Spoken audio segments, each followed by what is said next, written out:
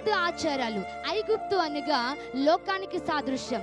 ఈ లోకంలో ఉండగా క్రీస్తు రక్తాన్ని నువ్వు స్వీకరించావు. క్రీస్తు ప్రభు వారి రక్తము ద్వారా రక్షణ ఉందని మనం నమ్మం. క్రీస్తు ప్రభు వారి ద్వారా మాత్రమే పరలోకం ఉందని విశ్వసించాం. ఈ లోకం నుండి పరలోకం అనగా కనాను అనగా పరలోకానికి సాదృశ్యం. ఈ లోకంలో నుండి ఐగుప్తు అనే లోకంలో నుండి ఇప్పుడు ఎక్కడికి మన ప్రయాణం అని అంటే ఆ కనాను అనే పరలోకానికి ప్రయాణం. ఈ కనాను అనే పరలోకానికి వెళ్ళే మార్గంలో ఏ పిండి ఉండకూడదు?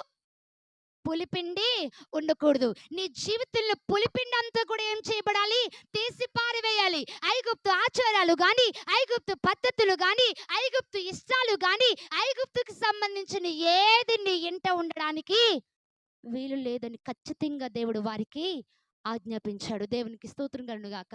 హల్లెలూయా. యేసయ్యతో నివసించాలనుకుంటే వారిలో ఏముండకూడదు?